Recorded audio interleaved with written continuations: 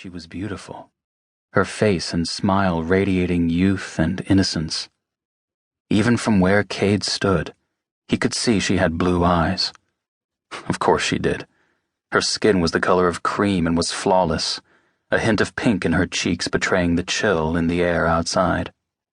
She looked like a fairy tale princess who'd just stepped from the pages of a storybook.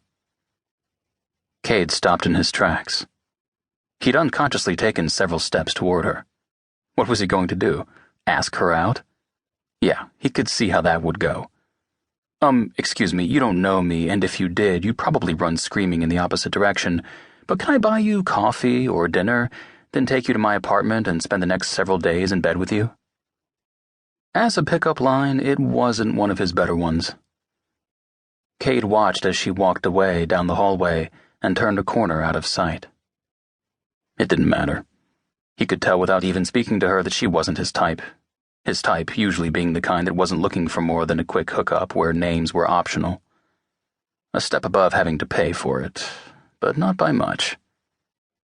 Kathleen looked like the kind of girl who liked flowers and slow dancing, who'd no doubt never had a hard day in her life, or any cause to ever hold a gun. She was the kind of girl you fell in love with and brought home to Mom. That caused a long-buried pang to echo through Kade, and he pushed the thought aside. Christ, what was he doing? Going all gooey-eyed and maudlin just because he saw a pretty girl? Obviously, he'd gone too long without killing someone. Maybe Junior. But no. Blane would get pissed if he killed that little snot. Not that he couldn't make it look like an accident, but Blane would know, and then Kade would have that to deal with. Kade took another sip of coffee, then tossed the rest in a nearby trash can. As he did, he heard screams and commotion coming from down the hallway, where Kathleen had gone. He followed the crowd, moving quickly through the press of people until he was able to see what the problem was. The girl, Kathleen, was being held hostage by a man wearing a rumpled suit and a desperate expression.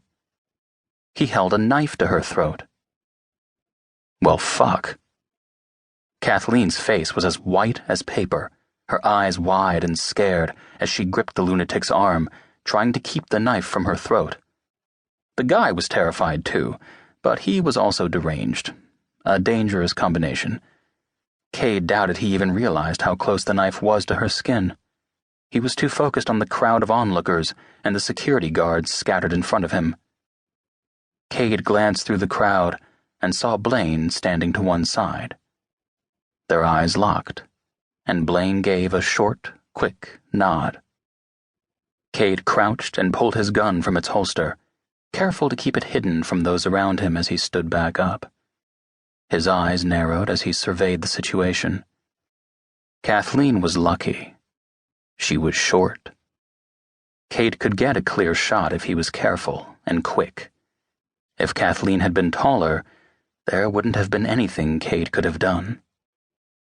Out of the corner of his eye, Kade saw Blane moving, slow but deliberate. Kade would tap the guy to the head, and Blane would grab the girl, followed by a hasty retreat out the back exit. Problem solved. The guy's knife slipped, nicking Kathleen. People in the crowd gasped at the sight. The bright gash of red blood against her ivory skin made Kade forget everyone around him. Cold fury took over, and he instantly raised his gun to take aim. Kathleen moved suddenly, and Kade's finger twitched. He'd been a split second from pulling the trigger, but now she was free, the knife embedded in the man's side. He crumpled to the ground. Security guards swarmed around the man, obscuring him from view. There were shouts for an ambulance, and the crowd started talking and moving again, filling the hallway with noise and mayhem. But Kade only had eyes for the girl. She had retreated to the wall as far as she could get, and now stood looking shell-shocked.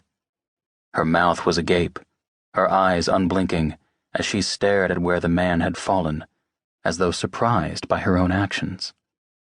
As Kade watched, her knees seemed